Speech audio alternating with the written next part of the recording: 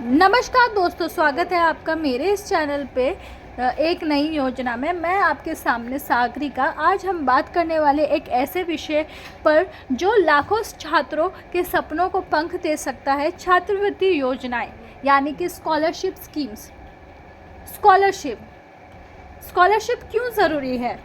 पढ़ाई करना हर किसी का सपना होता है, लेकिन हर कोई ये नहीं कर पाता है। कई बार आर्थिक तंगी इस सपने के आड़े आ जाती है। ऐसे में छात्रवृत्ति योजनाएं एक वरदान साबित होती है। यह सिर्फ पैसों की मदद नहीं होती है, बल्कि यह छात्रों को अपनी शिक्षा जारी रखने, बेहतर संस्थानों में पढ़ने और अपने लक्ष्य को प्राप्त करने का अवसर भी होती है। भारत सरकार और विभिन्न निजी संगठन हर साल लाखों छात्रों को स्कॉलरशिप प्रदान करती है और भारत में कई तरह के छात्रवृत्ति योजनाएं उपलब्ध हैं। आइए कुछ प्रमुख प्रकारों पर नज़र डालते हैं। योग्यता आधारित योग्यता हम बताएंगे। ये उन छात्रों को दी जाती है जिन्होंने अपनी पिछली परीक्षाओं में उत्कृष्ट प्रदर्शन किया हो, यानी जिनके अच्छे नंबर आए हों। उदाहरण के लिए राष्ट्रीय छात्रवृत्ति पोर्टल NSP पर विभिन्न केंद्रीय योजनाएं, UGC की रिसर्च फेलोशिप, कुछ निजी संस्थाएं की प्रवेश आधारित स्कॉलरशिप है। आवश्यकता आधार छात्रवृत्ति, जिसे नीड बेस्ड स्कॉलरशिप भी कहते हैं, ये उन छात्रों के लिए होती है जिनके परिवार की आर्थिक स्थिति कमज़ोर होती है। इसमें आय का मानदंड देखा जाता है। जैसे उदाहरण के लिए मुख्यमंत्री मेधावी विद्यार्थी योजना मध्य प्रदेश में चलता है। ये विभिन्न राज्यों की प्री मैट्रिक और पोस्ट मैट्रिक स्कॉलरशिप विशेष SC, ST, OBC और EWC छात्रों के लिए। विशेष श्रेणी आधारित छात्रवृत्ति कैटेगरी बेस्ड स्कॉलरशिप, ये अनुसूचित जाति SC, अनुसूचित जनजाति ST, अन्य पिछड़ा वर्ग OBC, अल्पसंख्यक समुदाय माइनॉरिटी कम्युनिटी और दिव्यांग छात्रों के लिए विशेष रूप से होता है। उदाहरण के लिए SC, ST, OBC के लिए पोस्ट मैट्रिक छात्रवृत्ति, मौलाना आज़ाद नेशनल फेलोशिप, अल्पसंख्यकों छात्रों के लिए विशेष और विशिष्ट या पाठ्यक्रम छात्रवृत्ति, जैसे कि जिसको कहते हैं subject specific, course specific scholarship.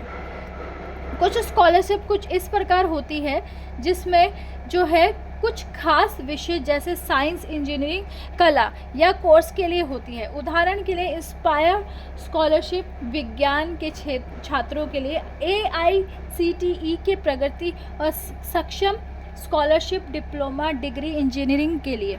ज़रूरी दस्तावेज जो है वो लगेंगे। किसी भी छात्रवृत्ति के लिए आवेदन करते समय आपको कुछ सामान्य मतलब डॉक्यूमेंट्स आपको देने रहते हैं, जैसे कि आधार कार्ड, बैंक खाता पासबुक, पिछली कक्षा की मार्कशीट, आय प्रमाण पत्र, जाति प्रमाण पत्र, निवास प्रमाण पत्र, passport size photo, mobile number और ईमेल ID।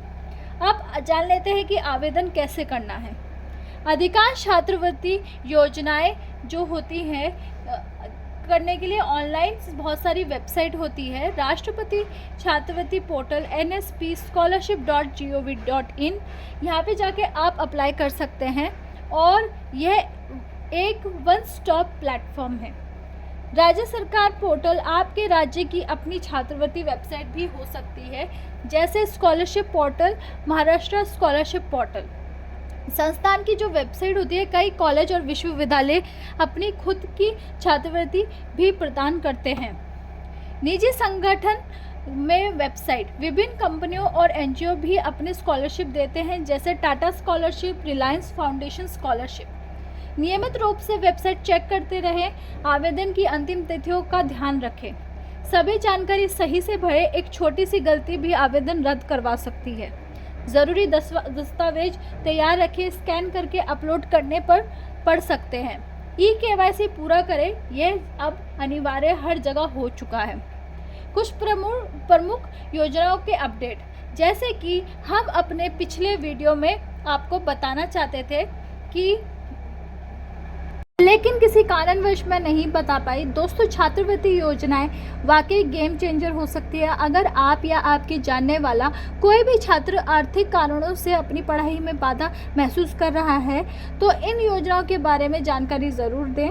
थोड़ा शोध और सही आवेदन आपके लिए नए रास्ते खोल सकता है।